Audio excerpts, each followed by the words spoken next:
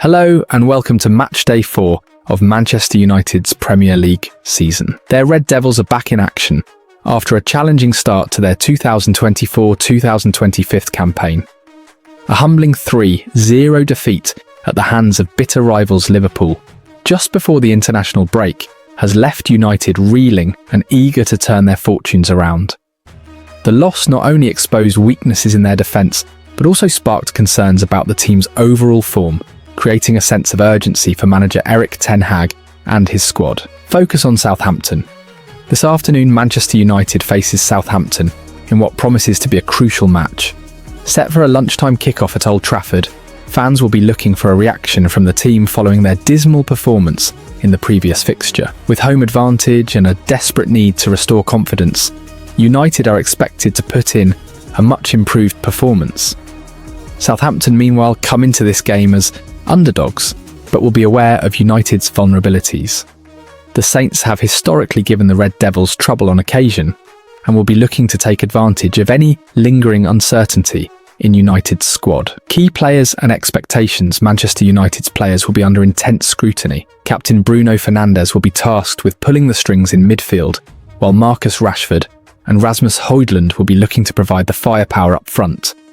Defensive stability will be a priority after their lacklustre showing against Liverpool, so eyes will be on Raphael Varane and new signing Andre Onana to marshal the backline. Fans will also be eagerly awaiting any tactical adjustments Ten Hag might make to ensure a more cohesive and resilient performance. Transfer update and squad news. As the transfer window remains open, there are still potential moves to watch out for.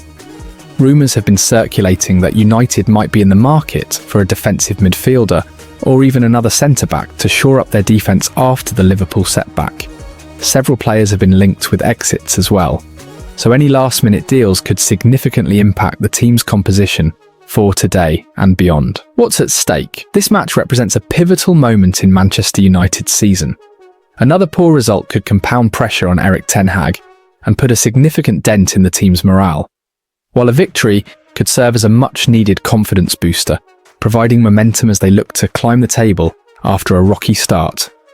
Stay tuned for build-up, live updates, and post-match reactions as we follow this high-stakes encounter at Old Trafford. This version offers a detailed overview of United's situation, highlighting key points and player expectations while building excitement for the game. Manchester United have submitted their squad to the Premier League after the domestic transfer window closed, with the updated list required ahead of this weekend's trip to Southampton. United's final summer recruit, Manuel Ugarte, is included in the squad list ahead of a potential debut at St Mary's on Saturday for the £42 million midfielder. Noussair Mazraoui, Matthijs de Ligt and Joshua Zirkzee are included on the list and have already played in the league for United this season. Lenny Yoro continues to wait for his debut after suffering a foot injury in pre-season, and the 18-year-old is included in the under-21 section, along with the rest of United's academy. Summer signing Sekou Kone is also on that list, as are Kobbie Mainoo, Rasmus Højlund and Alejandro Garnacho. United continue to be struck by injuries, but all those currently on the sidelines have been included. On Thursday, Erik Ten Hag said Luke Shaw and Højlund were progressing well, and he delivered a similarly upbeat prognosis on left-back Tyrell Malacia, who hasn't played since May 2023. Mason Mount and Victor Lindelof are also on the sidelines but could return soon. Premier League rules state that each squad must contain no more than 17 players who don't fulfill the homegrown player HGP criteria. League rules state a player qualifies for HGP status if they have been registered with a club in this country for a period of 3 entire seasons before their 21st birthday, or the season they turn 21.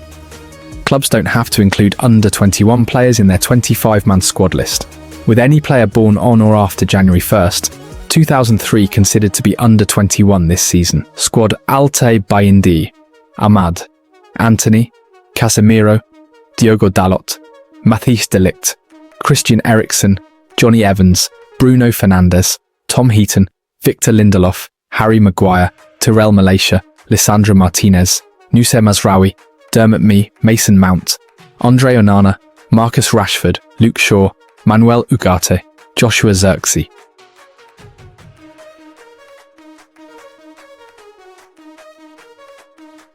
Manchester United defender Matthijs de Ligt has endured a difficult international break while playing for the Netherlands. The 25-year-old arrived at Old Trafford this summer from Bayern Munich for €45 million 38.4 million, with a potential further €5 million of 4.2 million in add-ons. De Ligt has made 3 appearances for Erik ten Hag's side so far and started United's last game, a 3-0 defeat at home to Liverpool, and the centre-back endured a difficult evening whilst playing for the Netherlands against Germany in the Nations League. The former Ajax star was replaced at half-time after having a hand in both of Germany's first-half goals in Amsterdam, was given another chance, but again made an error that led to a goal before being substituted early in the second half, they said. He cannot continue making errors like this. Explaining his decision to take De Ligt off at half-time against Germany, Netherlands manager Ronald Koeman claimed it was to protect the Man United centre-back. "Of course, I would rather have kept Matthijs de Ligt on the pitch," he told Dutch broadcaster NOS. "It just looks like he is now in a period where all his mistakes are being punished. I gave him a new chance today,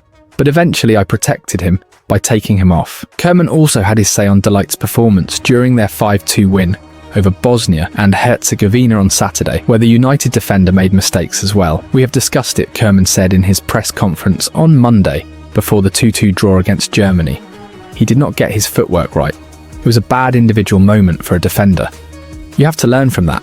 It is clear that these kinds of moments need to be improved. But we should not be dramatic about it and put too much emphasis on it. If Manchester United's social media accounts reveal an unchanged team from the defeat to Liverpool at 11:15 AM on Saturday, then they might want to turn their mentions off. The backlash would be immediate. The scale of the 3-0 defeat 2 weeks ago should lead to changes." It led to one at half-time of that game, when Casemiro was replaced by 20-year-old Toby Collier, making his league debut. It was supposed to spell the end of the Brazilian's Old Trafford career, but there has to be a distinct possibility that Erik ten Hag does indeed pick the same team for this weekend's game with Southampton, however unpalatable that may be to supporters, and however badly he might want to make changes. There are a few positions that could be under threat, but maybe only 1 or 2 that are realistically going to result in a change. Matthijs de Ligt endured a nightmare international break, and his confidence must have been damaged, but ten Hag has backed his former Ajax captain, and it's hard to envisage him dropping him. Then there is Alejandro Garnacho's latest social media faux pas, liking a post that included Cristiano Ronaldo's quote, criticising ten Hag. Will the United manager let that slide, or will his disciplinarian streak kick in? In a team short on goals, he probably needs the Argentine winger. On performances, the 2 most likely candidates to lose their place are Casemiro and Marcus Rashford. The latter was actually one of the better attacking performers against Liverpool, despite the criticism he received from the stands at Old Trafford. Ahmad has played well recently, but it would be something of a surprise if Rashford didn't keep his place. The most likely change is Casemiro making way for 42 million, signing Manuel Ugarte, despite the Uruguayan only returning to Carrington from international duty on Thursday afternoon. Ten Hag has preached caution about the time it will take to get the 23-year-old up to speed, but he is banking on him improving a porous midfield. Ugarte is one of 3 players that Ten Hag will hope can transform his side's fortunes over the next month. The ongoing absence of a specialist left-back continues to be a weakness, while Rasmus Højlund is likely to offer a sharper edge to the attack than Joshua Zirkzee. Luke Shaw and Højlund are progressing very well, according to Ten Hag, but neither are in contention to face Southampton. Shaw hasn't played for United since February 18th, and Højlund managed only 13 minutes in pre-season. Both will expect to be playing again before the October international break, and they could certainly improve this side, along with the aggression and energy Ugarte will bring to midfield. Ten Hag badly needs to see that improvement. Inside Carrington, the staff and players have looked beyond the results and banked on the improved performances they have delivered this season, eventually paying them back. They can't afford too many more early season slip-ups, however.